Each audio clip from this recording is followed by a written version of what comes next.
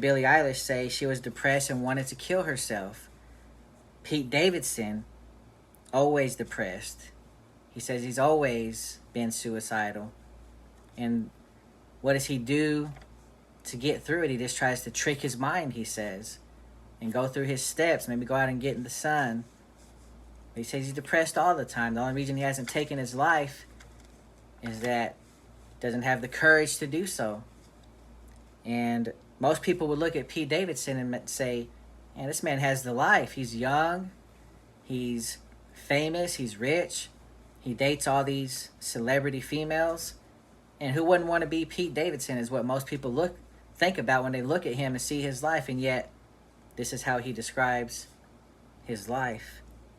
You hear Shia LaBeouf talk about his shame, his guilt, and having a yearning not to be on this earth anymore, wanting to die. Cara Delevingne said she was completely suicidal. Justin Bieber, amazing. He says, he thought, if I get this, I'll be happy. If I do this thing, I'll be happy.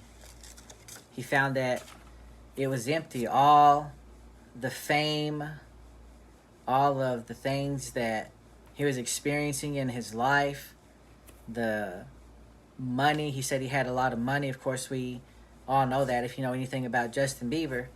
And this sort of life's a party kind of lifestyle. And yet, he was just medicating himself with drugs and alcohol, completely depressed.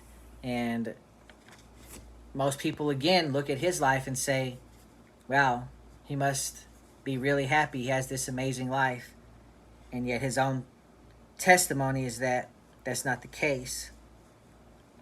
You hear David Draymond of Disturbed talk about his depression and his addiction, how everybody on the stage with him has gone through that. And he speaks of those who have taken their lives before him. And he says he nearly joined them not long ago. And people would look at him and hear his songs and say, here's a great rocker who seems like a real tough guy, and yet on the inside, he's just a sad child in many ways. And it's very, very sad to see so many people in this condition. Rainn Wilson, comedian who makes so many people laugh, say, you know, I'm living my dream. Why am I suicidal? This is what I wanted. It doesn't make sense. And it proves to us that at the end of the day, it's not your circumstances that's going to dictate whether you're depressed or whether you have joy. Now, don't get me wrong. Sometimes we're sad just because life is sad sometimes. I understand that. You know, we lose loved ones. Things that are tragic and sad happen, and we become sad because of it. But this is something that's altogether different. This is a depression that looms over people, and circumstances have nothing to do with it. Because if you have the perfect circumstances and you're still depressed, this is why so many people feel hopeless and they feel helpless. I've attained to everything I wanted, and yet I feel the same. There's no joy, and it doesn't make any sense to these people. But that's what it boils down to, is that your circumstances aren't going to dictate whether you're depressed or not. And, you know, we've looked at actors, we've looked at musicians, directors, comedians, and now I want us to take a look at some athletes and see what they're saying along these lines. Take a look at this. Can you go out to restaurants? If I have the energy to deal with, putting a happy face on, sometimes I don't feel like that. Now, you seem a bit the reluctant star. Well, the problem is you can't have one without the other. You can't have the football fame and not the other stuff. So, in a lot of ways, I've created this myself. It's what you always wanted. You're right. You're right. It has. And I didn't think it came with all the other baggage, though. The most eligible bachelor in America. Well, it's very flattering. But at the same time, I don't think I sleep any better at night. Being that. No way. Do you mean like alone or not alone? What did you mean by that? Yeah, that's right. But with all that money, fame, and career accomplishments, we were surprised to hear this from him. Why do I have 3 Super Bowl rings and still think there's something greater out there for me? I mean, maybe a lot of people would say, hey, man, this is what it is. I reached my goal, my dream, my life is... Me, I thank God. It's got to be more than this. What's the answer? I wish I knew. I love playing football and I love being the quarterback for this team. But at the same time, I think there's a lot of other parts about me that I'm trying to find. 3. His new book, Bad as I Want to Be, page 1. Rodman writes of sitting in his pickup truck with a rifle in his lap, deciding whether to kill himself, depressed over having to put on an image that just didn't fit. A lot of people in the world come to a point where they're like, God, I don't want to do it anymore. I don't want to take this. I don't want the burden, depression, and the agony. Psychologically, what took you to that point? I don't know, just a combination of a lot of things. It's just not really having anyone to confide in, not have anyone to be close to, not have anything that was there that was rock solid. You wrote in your book to that point, from the outside I had everything I could want. From the inside I had nothing but an empty soul and a gun in my lap.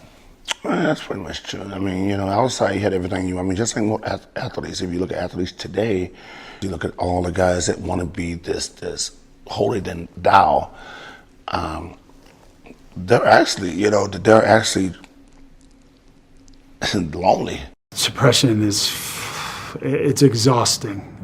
I just wanted to lock myself in a dark room and never come out. And there were times where I'd only come out to either eat, to play basketball, to go to work, and that was just kind of my outlet, my safe space. So when that's taken away from me, it's even more exhausting. When you get to that point and it's day after day being the same, you come to a point where the darkest moments come into play and suicidal thoughts come into play, and that you start planning it out and what would be the route you would take, and that is those are really scary moments in my life. You talk about your dad glowingly, but it seemed as if back then it wasn't where it was. It was just a combination of this going on at 17. If anything, it was he's trying to make me understand the bigger picture. And I'm that kid like, I don't want to understand the bigger picture. I just want to be a kid. You learn a lot, but at age 17 and everybody's coming at you. How do you do this? How do you do that? And that was it. And finally I was like, you know what? I ain't taking this no more. You ain't want to be here no more? I ain't really want to say that. I ain't really want to say that. It happened. And, from that point on, I was like, you know what? That wasn't fun. That wasn't worth it. I think looking back at my career, I think I was probably hiding a bunch or compartmentalizing a bunch of the stuff that I was going through, just because I think I was always taught that we weren't allowed or weren't supposed to show a weakness or something like that ever, because of being an athlete. You're supposed to be strong and be able to push through anything. So I think, my struggles carried on through my career, and I hid them really well. And you talk about October 2014 when you were really on your knees. Yeah. Like you said, you didn't leave your house for 5 days. You were going through basic hell, and you were thinking about ending it. Yeah. What was happening in that time? Well, for me, I was so down on myself. I didn't have any self-love, and quite honestly, I just didn't want to be alive. What is your most sort of clear memory from that night? When you think of that night, what pops to your mind right away? That night that changed your life forever. I think it was a night, to be honest. I think it was like a curse. It's been a pretty 7 years since, It was a fantastic 27 years leading to it, but a 7 years since. It's almost been a curse beating Vladimir Klitschko. It was obviously an Everest climbed and a heavyweight champion taken out, but it has its pros and cons, for sure. Wait a second. How could it be a 7 years since? Your life, I mean, you've gotten everything you wanted. You became infinitely more popular, on top of the world, selling out stadiums. How could it be year since then? You say I've got everything I ever wanted. I never really wanted all the fame and all the shite that comes with being a champion. Wasn't what I was about. I got everything I ever wanted by beating Klitschko. Just getting that victory over him would have been a lot. It takes over your life. You don't own your own life anymore. You can't go anywhere. You can't live a normal life. You know, I'm reminded so much of the book of Ecclesiastes when I hear these people speaking. When I hear Tom Brady say, you know, I have to put on my happy face sometimes even though I don't really feel like it. And the interviewer asks him, isn't this what you always wanted? And he says, yes. You know, people would think, and this